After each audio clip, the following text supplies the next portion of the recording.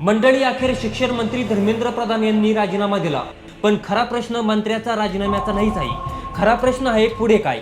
परीक्षांमधील हा गोंधळ संपणार का? आणि सर्वात महत्त्वाचं म्हणजे पेपर फुटी थांबणार का? मंत्र्याचा राजीनामा घेणं ही फक्त राजकीय सोय असू शकते, पण सिस्टीम मध्ये खोलवर रुजलेली घोटाळेबाजांची कीड उपटून टाकणं ही सरकारची नैतिक जबाबदारी आहे। जोपर्यंत या भ्रष्ट साखळीतील प्रत्येक दुवा तोडला जात नाही, तोपर्यंत केवळ राजकीय मलमपट्टी करून ही जखम भरणार नाही।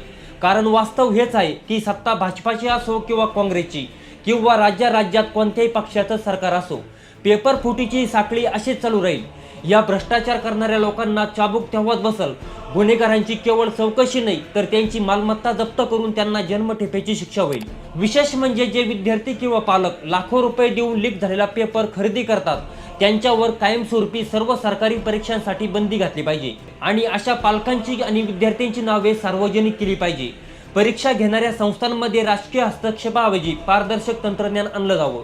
विशेष म्हणजे भारतात नीट सारख्या मोठ्या राष्ट्रीय परीक्षांचे आयोजन करण्यासाठी अनेकदा खासगी IT कंपन्यांना कंत्राट दिलं जातं। तिथे हे सुरक्षेचे नियम पायदळी तोडले जातात। अशा दोषी एजन्सींना कायमस्वरूपी ब्लॅकलिस्ट करणं गरजेचं आहे। तसेच अनेकदा यंत्रणेतील प्रामाणिक अधिकाऱ्यांना अंतर्गत भ्रष्टाचार माहीत असतो, पण सुरक्षेच्या भीतीमुळे ते बोलत नाही। या घोटाळ्याची माहिती उघड करणाऱ्या प्रामाणिक अधिकाऱ्यांना सुरक्षा कवच देणं गरजेचं आहे।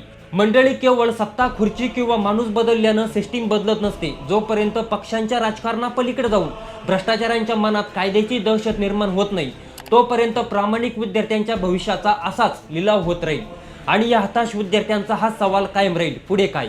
तर मंडळी, तुम्हाला काय वाटतं? धर्मेंद्र प्रधान यांचा राजीनामा घेतला म्हणजे पेपर फुटी खरोखर थांबेल का? तुमचं मत कमेंट्समध्ये नक्की सांगा आणि आपल्या वेद.com ला सबस्क्राईब करायला विसरू नका।